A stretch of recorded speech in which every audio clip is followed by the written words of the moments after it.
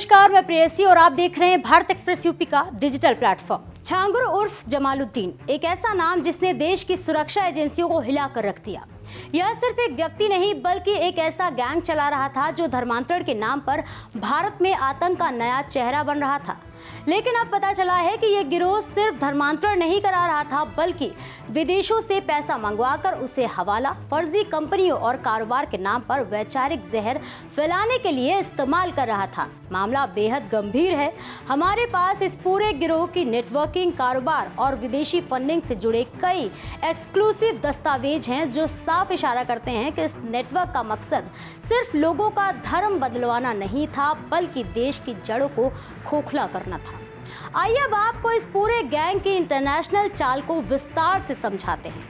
छांगुर उर्फ जमालुद्दीन की पहचान एक मामूली धार्मिक प्रचारक की तरह थी, लेकिन असल में उसके तार विदेशों से जुड़े थे। उसका पूरा नेटवर्क 3 मुख्य सदस्यों के सहारे चलता था: नवीन रोहरा उर्फ जलालुद्दीन, नीतू उर्फ नसरीन और खुद छांगुर।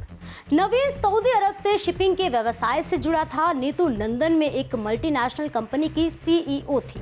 दोनों ने अपने वैध प्रोफेशन का इस्तेमाल करते हुए वैचारिक आतंक की नींव रखी। आप सोच रहे होंगे कि आखिर ये लोग करते क्या थे, तो सुनिए।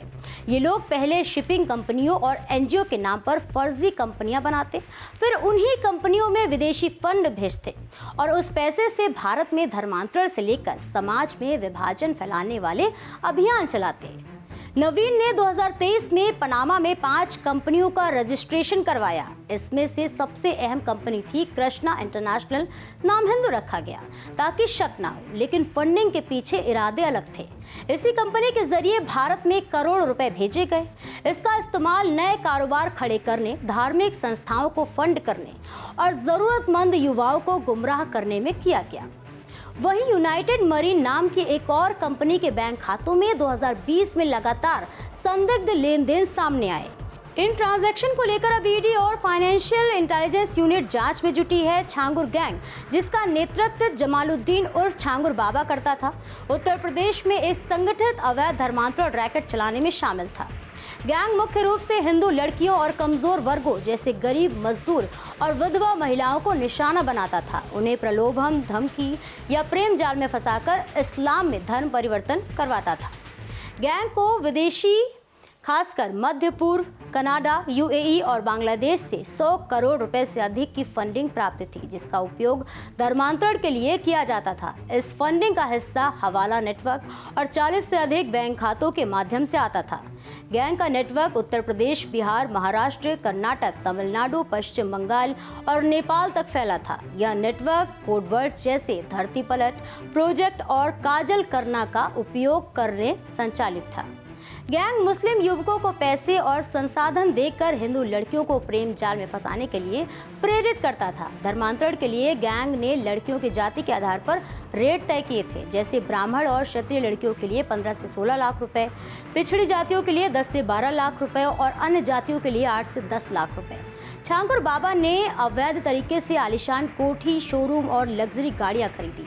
उनकी संपत्ति का मूल्य करोड़ों में था और ईडी इसकी जांच कर रही है। छांगुर बाबा और उसके सहयोगियों जैसे नीतू उर्फ नसरीन को गिरफ्तार किया गया और यूपी एटीएस, एसटीएफ और ईडी इस मामले की गहन जांच कर रही है।